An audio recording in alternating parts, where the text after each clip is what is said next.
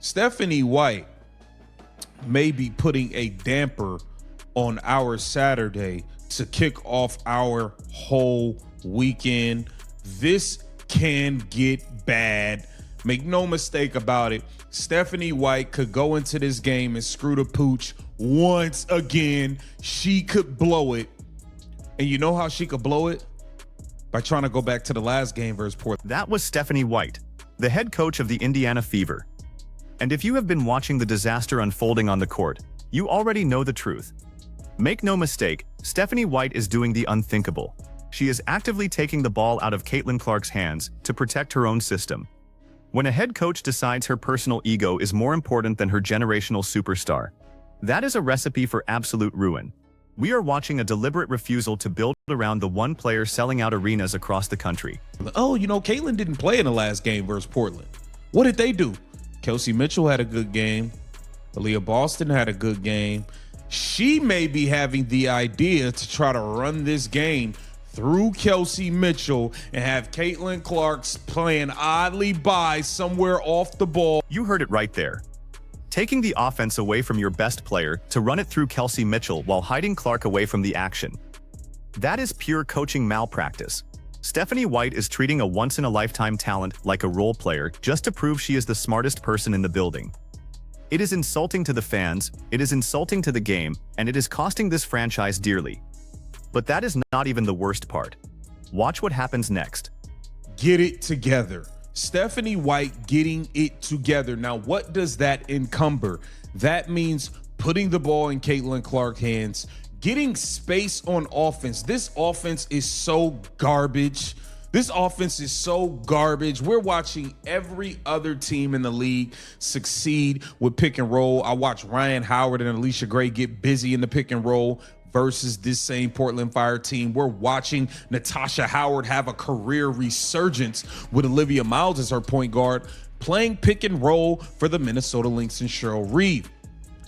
Stephanie White needs to get out of the way, open up the floor, allow Caitlin Clark to run that screen and roll with Aaliyah Boston, and get the hell out of the way. The offense is complete garbage.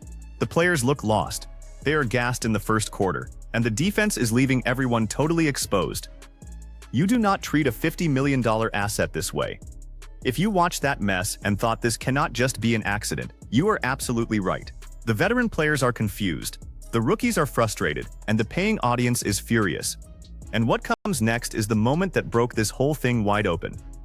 I have no confidence in this lady. I stand firm in my stance on all things I said prior to the season, which is Stephanie White should be fired. I did not want to bring Kelsey Mitchell back. Does not mean Kelsey can't play.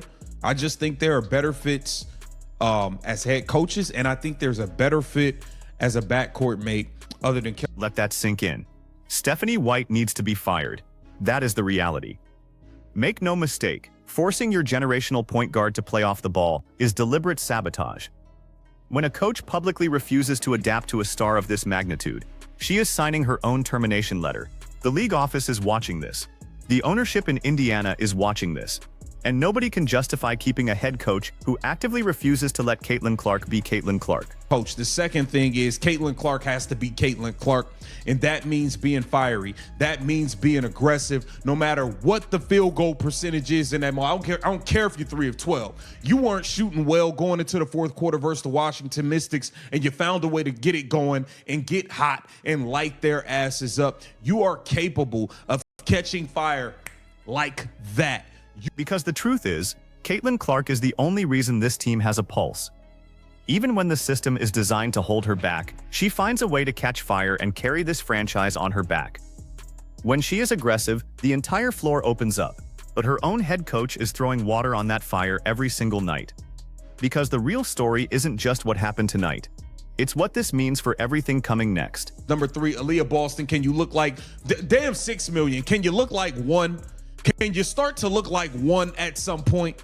I mean, Jesus Christ, can you stop having scoreless halves? Can you stop having halves where you get 1 rebound? Can you stop fouling so much? Stop running in from 30 feet, just lowering your head, lowering your shoulder, clobbering people, knocking them to the floor, and then popping up with your arms like this. What did I do? It's a foul, Aaliyah. Stop fouling.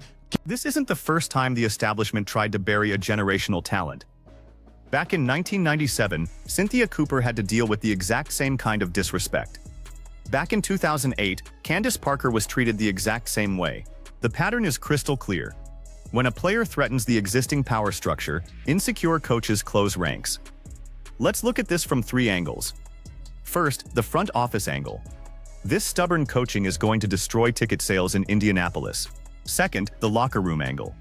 This divides the team when vital pieces like Aaliyah Boston are left stranded and confused on the floor. Third, the fan angle. This is exactly why the true supporters are walking away. Same problem, 3 layers of pure damage. Fourth thing is Kelsey Mitchell, man, you got to show up. Now, I know if you're not making shots, you can't impact the game in any type of way. I know that. You don't get assists, you don't get rebounds, you're small, you can't defend nobody. I get it. But if you are off, can you not just run into the lane over trying to shoot scoop shot layups that keep getting blocked over 3 and 4 people? Can you understand who you are guarding on the defensive end and actually try to guard them a little bit? It's supposed to be a big 3, man. And everybody has got to show up and do their part. Many of you in the comments have been saying exactly this for weeks. You were right. The fans saw what the mainstream media refused to acknowledge. You called Stephanie White out before anyone else did. Now, what does this mean going forward? 4 things. Number 1. Every player on this roster is watching how management treats Clark right now. Number 2. Every free agent considering this team just got a massive warning sign. Number 3. The front office is going to have to step in before the season is completely lost. Number 4. Clark's agent is already taking notes on this absolute disaster. And here's the one thing nobody is talking about. The biggest consequence of all is still coming. Let's get it done, man. Stephanie White, I don't trust you one bit. I think you're going to go in there and overthink this. You're probably going to give them a damn chance to win this game. But we'll see. I'll be live for the game. Make sure you guys pull up and join me. Get down in these comments. Let me know what you think. This Keep the Vision. I'll say it again. When a head coach strips the ball from her franchise player, she isn't coaching. She is destroying the team. Stephanie White is totally out of time and completely out of excuses. The entire basketball world is watching this disaster, and the clock is ticking. So I want to hear from you. Does the Indiana front office step up and fire Stephanie White immediately? Or do they sit back and let her ruin Caitlin Clark's season?